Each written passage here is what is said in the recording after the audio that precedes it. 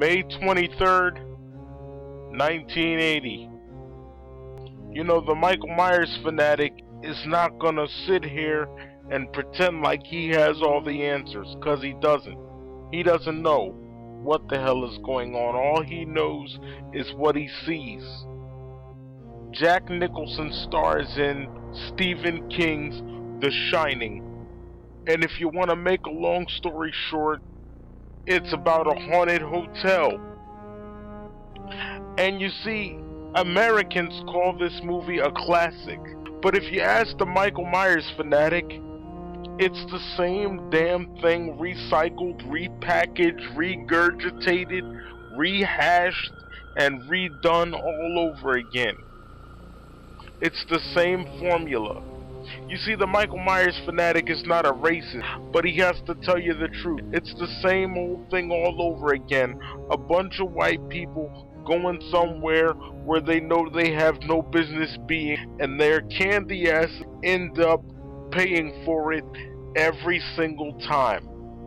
You see, it opens up with a couple of jabronis driving to a hotel called the Overlook Hotel. As you've heard so many times, there was this guy, this jabroni, that killed his family in 1970.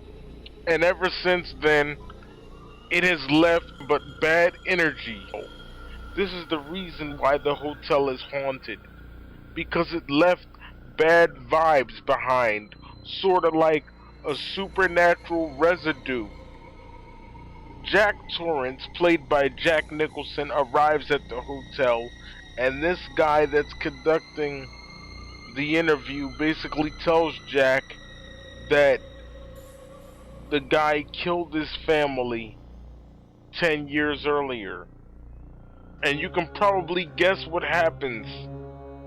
The hotel gradually changes Jack's personality.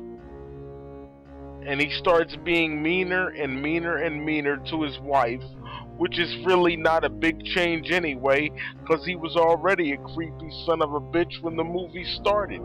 He was weird. He was weird from the get-go. So what's the difference?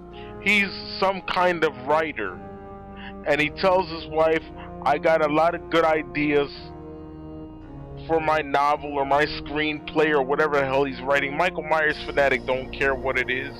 So she makes him breakfast and he eats it, and then suddenly weird things start happening, like these two little girls appear out of nowhere and the little boy plays with the girls. This is very Amityville-like. This is nothing but a bunch of cliches. But the boy plays with the girls, that the girls were murdered by their father, as the Michael Myers fanatic previously mentioned. So the hotel is haunted, as I said. Jack's personality changes, and as I said, you can pretty much guess what happens. He tries to kill his wife. There's really nothing special here. Yeah, the movie was scary. Sure it was. The Michael Myers fanatic would be a liar if he told you he didn't feel a little creeped out. But it's just like Amityville and every other haunted house movie. And of course, this is the movie where Jack Nicholson utters the famous line, "Here's Johnny." But what made the entire thing so ridiculous is that they actually use the title in the movie's script. The black guy, who's a cook, he's played by Scatman Crothers. And he's telling Danny, played by Danny Lloyd, that there's this thing that people can do called shine. It's where you basically speak telepathically with your mind. And that only a few people can do it. As the movie progresses, Jack gets crazier and crazier and crazier, and then his son Danny says that a crazy woman strangled him, or tried to strangle him, in room 237. So Jack goes up there to check and find out what's going on, and this naked woman comes out of the bathtub.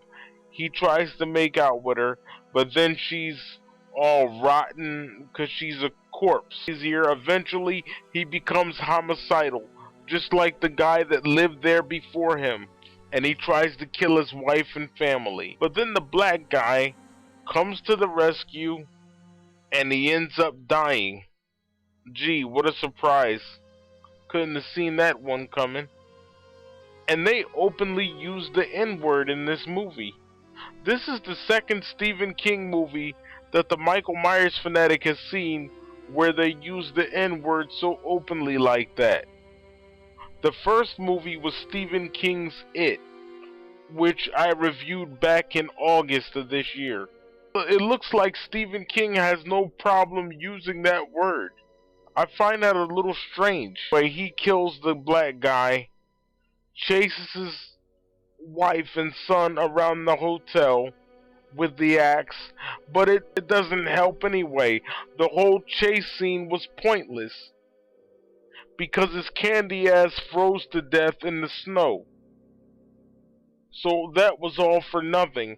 And they got this thing called red rum, which is murder spelled backwards.